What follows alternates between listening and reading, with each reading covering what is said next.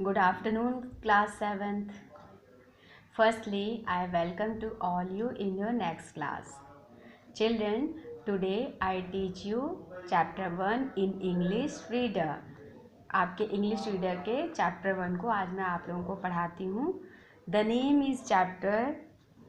Of chapter 1 is the emperors 3 questions. आपके chapter 1 का नाम है द एम्परर्स 3 क्वेश्चन, राजा के 3 सवाल.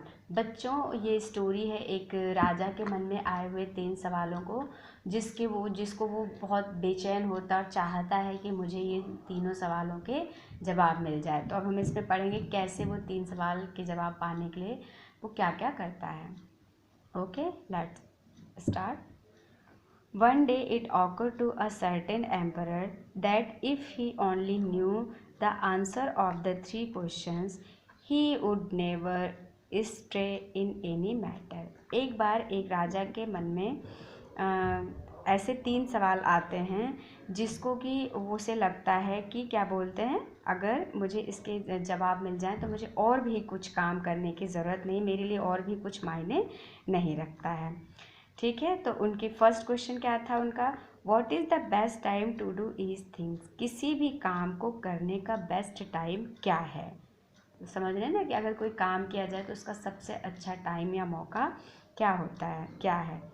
उसका सेकंड क्वेश्चन था कि who are the most important people to work with. और उनका जो सेकंड क्वेश्चन था वो ये था कि उस काम को करने के लिए कैसे लोगों का साथ होना चाहिए. जो इम्पॉर्टेंट मतलब कैसे पीपल, किसके साथ ये काम करना चाहिए. तो पहला क्वेश्चन क्या था कि किसी भी काम को करने का जो है वो अच्छा टाइम क्या है, सबसे अच्छा वक्त क्या होता है. और दूसरा क्वेश्चन उनका था कि किसके साथ ये जो काम होते हैं, ये जो वो किसके साथ करने चाहिए. और जो उनका थर्ड क्वेश्चन था वो क्या था कि what is the most important things to do at all time. और तीसरा जो बच्चों क्वेश्चन था उनका वो ये था कि ऐसा कौन सा काम है, ऐसा कौन सा वर्क है जो हमें हमेशा करना चाहिए, जो हम पूरे टाइम करना चाहिए. ओके, तो क्या होता है, नेक्स्ट पढ़ते हैं. नेक्स्ट लाइन में the emperor issued a decree through out the kingdom announcing that whoever could answer the questions would receive a great reward. अब क्या होता है बच्चों, एम्परर क्या करता है, इशू मतलब क्या होता है, इशू मतलब होता है किसी काम को जारी करना. तो इशू जारी किया, क्या किया उसने, एक डिक्री मतलब एक आदेश को क्या करता है वो थ्रू आउट पूरे किंगडम, राज अनाउंस मतलब घोषणा करवाना है ना. तो अब वो क्या करता है, राजा जो है अपने इस आदेश को एक आदेश देता है और उसका पूरे राज्य में घोषणा करवाता है. क्या घोषणा करवाता है कि जो भी इन 3 सवालों के जवाब मुझे ला कर के देगा, यानी मुझे इन तीनों सवालों के उत्तर जो देगा उसको वो इनाम देगा, उसको वो अच्छा मतलब ग्रेट रिवार्ड मतलब अच्छा खासा भारी इनाम उसे दिया जाएगा. Many who read and decree made their way to the palace at once, each person with a different answer. अब जिसने भी इस घोषणा को सुना होता है उसके राज्य के लोगों ने, वो सब क्या करते हैं, जो भी उसके राज्य के पढ़े लिखे लोग होते हैं, जो पढ़े लिखे अच्छे खासे डिग्री वाले लोग होते हैं, तुरंत महल में आते हैं और हर किसी का अपना अपना अलग अलग जवाब था. In reply to the first question, पहले क्वेश्चन के जवाब में जो पहले जो क्वेश्चन होता है उसके रिप्लाई में क्या होता है कि उसे जो है एक जो पहले क्वेश्चन के जवाब में एक कहता है, one person advice that the emperor make up a through time schedule. वो क्या कहता है कि वो कहता है कि राजा को एक जो ये टाइम, क्योंकि पहला क्वेश्चन क्या था, क्योंकि पहला क्वेश्चन था ना कि बेस्ट टाइम क्या होता है किसी भी काम को करने का. तो जो वो सवाल अलग अलग लोग जो आए थे उसको सवाल का जवाब देने, तो उनमें से एक क्या कहता है कि राजा को एक निश्चित टाइम टेबल बना लेना चाहिए. टाइम टेबल जैसे आप लोगों का टाइम टेबल होता है ना कि इतने से इतने बजे तक आप ये काम करेंगे, ये पढ़ेंगे, ऐसे पढ़ेंगे. तो वो उनको एडवाइस करता है कि उस मेरे हिसाब से राजा को एक निश्चित टाइम टेबल बना लेना चाहिए जिससे वो क्या करे, जिससे वो एवरी आवर्स, ठीक है, day, month and year for certain task and then follow the schedule to the letter. अब उसने ये कहा कि राजा को एक निश्चित टाइम टेबल बना लेना चाहिए जिसमें उसको कॉन्सक्रेटिंग मतलब क्या हुआ, किसी उन सब चीज़ों को, किसी चीज़ को जब हम एक जगह जोड़ देते हैं, बना देते हैं, तो उसको कॉन्सक्रेटिंग बोलते हैं। तो क्या होता है कि उसने बोला उस टाइम टेबल में उसे क्या क्या ऐड करना चाहिए, किन किन चीज़ों को, दिन, घंटे, दिन, महीने और साल के हिसाब से उसको टाइम टेबल को बनाकर उसमें काम में कुछ कुछ काम, कोई भी काम उसको, जो टास्क मतलब होता है काम, यानी उसको अपने घंटे, दिन, महीने और साल के हिसाब से, अपने के हिसाब से एक काम का टाइम टेबल बनाना चाहिए, ताकि क्या करे, वो अपने शेड्यूल के हिसाब से उस काम को फॉलो करता रहे और करवाता रहे। Only then could be hope to do every task at the right time. और इस तरीके से क्या होगा कि हर काम अपने एक निश्चित टाइम पर होता रहेगा। Another person replied that it was impossible to plan in advance and that the emperor should put all vain amusements aside and remain attentive to everything in order to know what to do at what time। ठीक है, दूसरा क्या कहता है बच्चों, जो दूसरा व्यक्ति होता है, एक ने तो ये बोला, दूसरे ने कहा कि ये तो पॉसिबल ही नहीं है कि राजा पहले से जो है अपना एक टाइम टेबल बना के रखे, ऐसा तो होता नहीं है।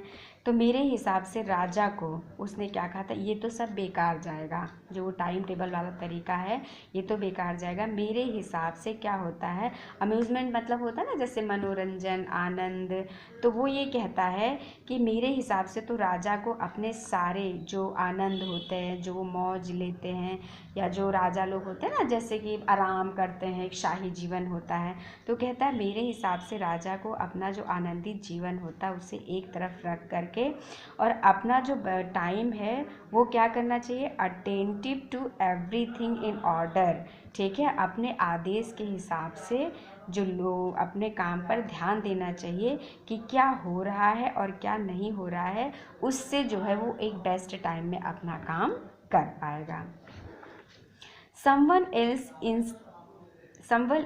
stated that by himself the emperor could never hope to have all the foresight and competence necessary to decide when to do each and every task। ठीक है, उनमें से एक क्या कहता है, और अब भाई एक ने बोला, दूसरे ने बोला, तीसरा क्या कहता है कि इन सब के बजाय जो राजा होता है उनकी जो उसके क्या, मेरे हिसाब से राजा को क्या करना चाहिए कि अपने राज्य में कुछ ऐसे लोगों को, मतलब एक कंपटीशन करा करके, एक मतलब जैसे कॉम्पिटेंस मतलब योग्यता के हिसाब से ऐसे लोगों को नियुक्त करना चाहिए और उनको अलग अलग काम में बांट देना चाहिए।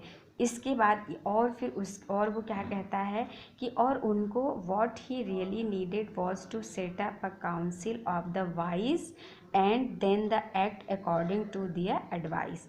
उन्होंने कहा कि राजा को क्या करना चाहिए कि वो अपने क्यों बनाएंगे टाइम टेबल। मेरे हिसाब से ऐसा लगता है कि राजा के लिए ये सब खुद करना व्यर्थ होता है, राजा के लिए ये सब काम करना इम्पॉसिबल होता है। तो हम मेरे हिसाब से तो राजा को योग्यता के हिसाब से अपने यहाँ लोगों को अपॉइंट करना चाहिए और क्या करना चाहिए, एक सभा, काउंसिल मतलब होता है सभा या समिति, एक काउंसिल बनानी चाहिए, बुद्धिमान और योग्य लोगों की एक काउंसिल बनानी चाहिए और उनके हिसाब से काम करना चाहिए, जैसे जैसे वो एडवाइस देते हैं उनके हिसाब से उनको काम करना चाहिए।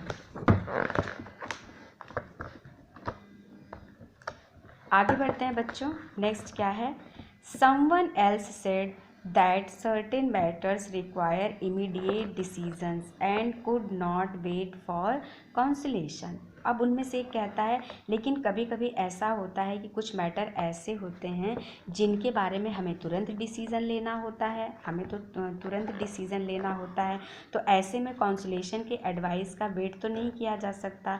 But if he wanted to know in advance what was going to happen he should consult magicians and soothsayers. ठीक है। सूटसेयर्स क्या होते हैं बच्चों? मैजिशियंस आप जानते ही हैं, जादूगर जो ये सब जानते हैं। और सूटसेयर्स मतलब होता है जो भविष्य की बातें बताते हैं। तो उनमें से जब लोगों ने अपना अपना उन तीनों ने सजेशन दिया तो एक कहता है कि कभी कभी ऐसा होता है, कुछ मैटर्स ऐसे होते हैं जिनमें कि हमें तुरंत डिसीज़न लेना होता है। तो ऐसे में राजा के पास वक्त ही नहीं होगा कि वो अपने जो काउंसिल बनाते हैं उनसे वो राय ले पाए और तब उनको जवाब दे पाए। तो मेरे हिसाब से तो ऐसा होना चाहिए कि अब उनको एडवांस में पहले से कुछ चीज़ें ऐसी होती हैं जिनका हमें पहले से ही जवाब देना होता है। तो ऐसे में मुझे ऐसा लगता है कि राजा को क्या करना चाहिए, कुछ ऐसे लोगों को अपॉइंट करना चाहिए जैसे कि कुछ जो भविष्य के बारे में या आने वाले वक्त के बारे में पहले से ही जो जादूगर या जो आगे के समय के बारे में जो बताने वाले लोग होते हैं, कुछ ऐसे जादूगर या भविष्यवक्ताओं से कंसल्ट करना चाहिए।